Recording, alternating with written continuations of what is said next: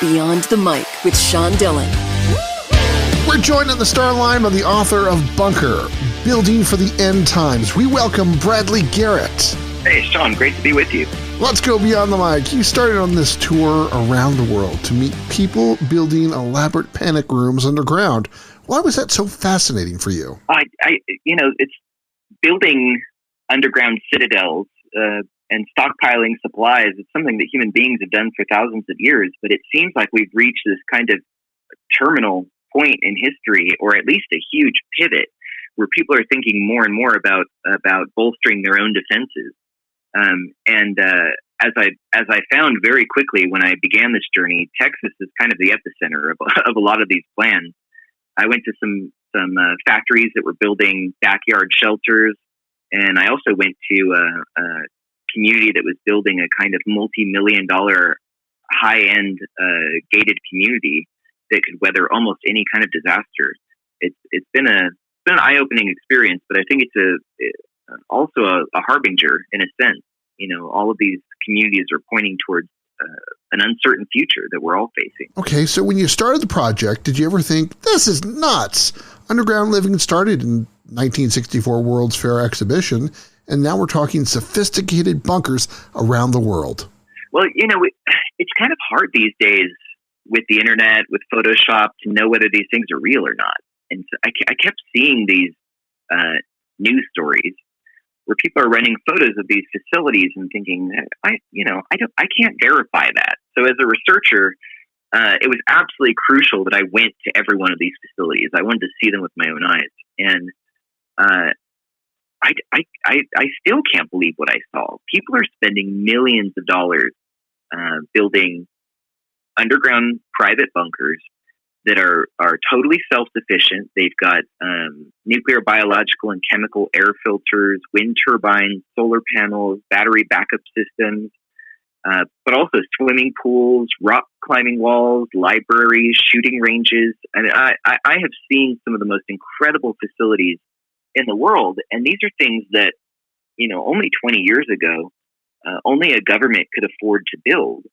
But there are now groups of people in the United States who have enough resources and enough apprehension about the future that they're investing everything they have in these facilities.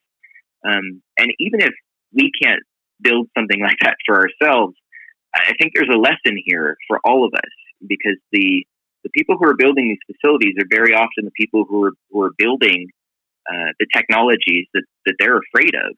And I think that, that's something we should all be aware of and take heed. Now, as you visited those bunkers, did your instincts start to change?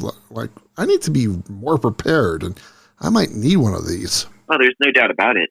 I've lived in cities for 15 years, and I never had built much resiliency into my own life. I was kind of skating from paycheck to paycheck and living in small spaces, and wasn't thinking a whole lot about what I would do if things went wrong. But of course, if you spend enough time with preppers who are telling you that we should be stockpiling for a rainy day and building ourselves a bit of an insurance policy, whatever that may mean, whether it's having some extra food or keeping some cash on hand, or just keeping the vehicle fueled up and filled with camping gear in case we need to leave quickly.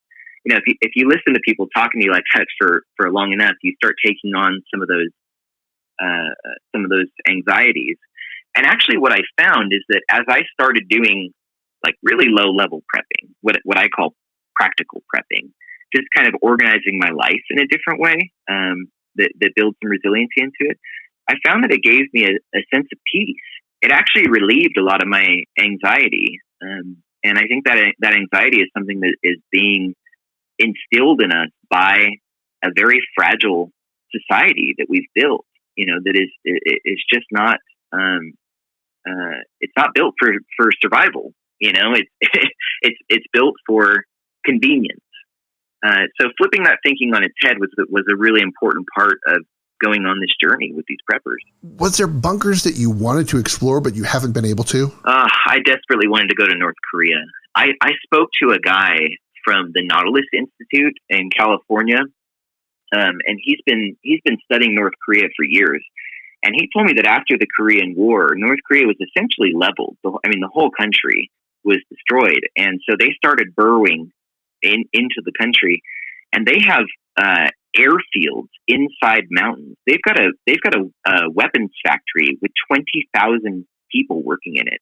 All of this stuff is underground, and I'm sure the government has plenty of satellite reconnaissance that might tell them where the entrances to these places are. But I really wish I could have gone and seen some of those facilities just to get a sense of how extreme people can go in terms of their preparation. Maybe one day. Which of these bunkers you've explored was your favorite, and why? There was a community in South Dakota called the X Point, and they used to be World War II munitions bunkers. So they actually had weapons stored in them, and all the munitions were removed at the end of the war. And these bunkers were just sitting out there. There are 575 of them, about 3/4 of the size of Manhattan. And some families started moving into them, and they called the site the X Point because they said it's the point from which humanity is going to reemerge after a great calamity. And I spent weeks out there living with these families, and I actually the community that they're building is I don't know, it's nothing that like I've ever experienced before. I really enjoyed spending time out there with them. The book is Bunker, Preparing for the End Times. He is Bradley Garrett. Thanks for taking the time to talk with me today. Hey, thank you. I appreciate it. And that, my friends, is a Beyond the Mic shortcut.